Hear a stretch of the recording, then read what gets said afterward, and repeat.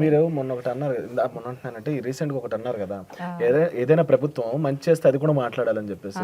మరి ఈ సీత గారు ఎందుకు వైఎస్ఆర్సీపీ ఎంత కాదనుకున్నా కొన్ని మంచి పనులు చేసింది, ఒకటో రెండు చేశారు కదా.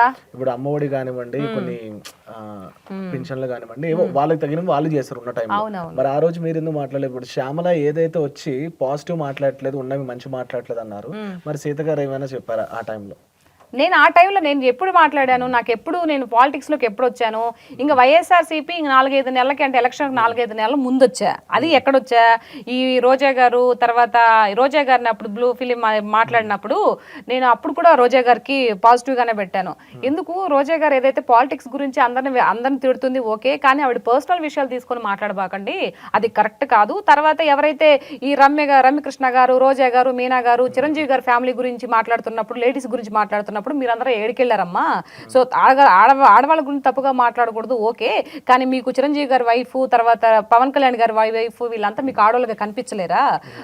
చిరంజీవి గారి మదర్ గురించి మాట్లాడుతున్నప్పుడు మీరందరూ ఏడికెళ్ళారు, మరి మీకు ఆడవాళ్ళ లెక్క కనిపించలేదా? ఈ రోజు రోజా మాత్రమే ఆడవాళ్ళ లెక్క కనిపిస్తుంది అనేది అక్కడి నుంచి స్టార్ట్ అయింది నా జర్నీ. ఫస్ట్ వీడియో అది పొలిటికల్ గురించి అక్కడి నుంచి స్టార్ట్ అయింది. సో అంతకు ముందు అంటే నేను ఇప్పుడు కూడా చెప్తా, అంతకు ముందు అమ్మ ఒడి కొన్ని ఇచ్చారు, దానివల్ల ఏంటి యూజు? ప్రజలకి డైరెక్ట్ నువ్వు జోబీలో డబ్బులు వేసావు కానీ రాష్ట్ర అభివృద్ధి చెందలేదు కదా.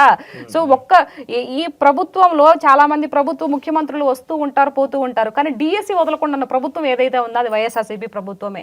ఎంతమంది చదువుకున్న వాళ్ళ ఏజ్ అయిపోయిందండి. నా భర్తకే చూసుకోండి, నా భర్తకే ఏజ్ అయిపోయింది. ఎందుకు ఇప్పుడు డిఎస్సీలు వదలకుండా లాస్ట్ టైం 5 years అనవసరంగా వేస్ట్ అయిపోయింది. ఆ 5 years ఏంటి ఆయన ఇప్పుడు ఎంఎస్సి బీఈడి అండి, పీజీ అయిపోయింది అయింది. సో ఏదో ఒక డిఎస్సీ కానీ వదిలిపెట్టుంటే నా భర్తకి ఏదో జాబ్ వచ్చి ఉండేది కదా. మరి అలాంటి వాళ్ళంతా వేస్ట్ అయిపోయింది కదా. ఇప్పుడు నువ్వు ఒక 5 ఏళ్లలో ఒక్క డిఎస్సీని వదిలేవా? జాబ్ క్యాలెండర్ ఎవ్రీ ఇయర్ వదులుతానని చెప్పాడు, వదిలేడా?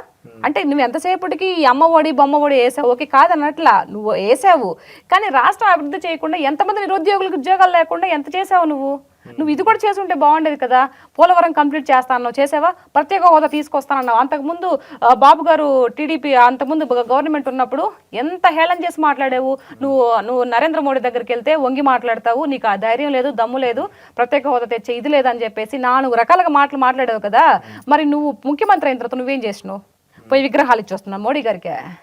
మరి ఇవన్నీ మనం తెలుసుకోవాలి కదండి. మనం ఒక ఇది చేసిన తర్వాత మనం ఇదే తప్పుని ఎలా తెలివిగా మాట్లాడతాము అని చెప్పేసి కూడా అర్థం చేసుకోవాలి కదా.